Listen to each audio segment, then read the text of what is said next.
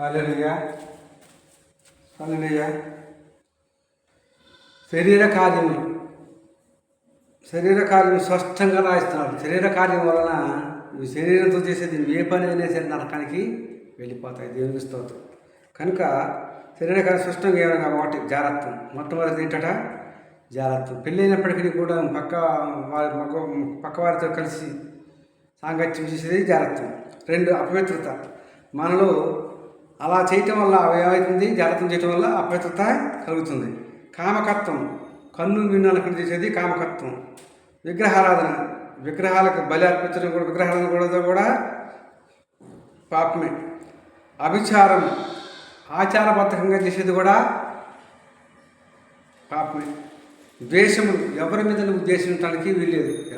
అన్న మీద కానీ, తండ్రి మీద కానీ, తల్లి మీద కానీ, ఎవరి మీద నువ్వు ఉద్దేశించడానికి, నీ భర్త మీద కూడా, నీ భార్య మీద నువ్వు ఉద్దేశించడానికి వీల్లేదు. కలహములు, చీటికి మాటికి కలహపడుతుంటారు కొంతమంది. అటు వారికి కలహం పడకూడదు.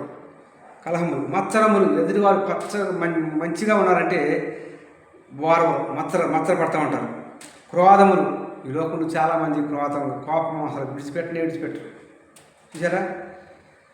కయ్యూను హేబేలు 2 అన్నదమ్ములు. ఈ క్రోధం వల్ల కయ్యూను చేసినట్టు హేబేల్ని చంపేసాడు. చూసారా? క్రోధం. కక్షలు, కొంతమంది కక్ష పెట్టారంటే వాడు కాటికి పోయేంత వరకు కూడా కక్షనే విడిచిపెట్టాడు. దేవునికి స్తోత్రం. భేదములు, ఇది నీ ఆ కులము ఈ కులము అని భేదములు చూపెట్టకూడదు. విమతములు, విమర్శించకూడదు. నువ్వు ఎవరిని కూడా విమర్శించడానికి వీల్లేదు. 3 అసూయ, ఎవరి మీద నువ్వు అసూయ పడటానికి వీల్లేదు. 14 మత్తతలు, మత్తుతో నువ్వు మత్తుపాని మత్తుడై ఉండకూడదు. 15 అల్లరితో కూడిన ఆటపాటలు. నేను చెప్పిన ప్రకారం వచ్చేవారు దేవుని రాజ్యమును స్వతంత్రించుకోవాలని మీతో స్పష్టంగా చెప్తున్నాను.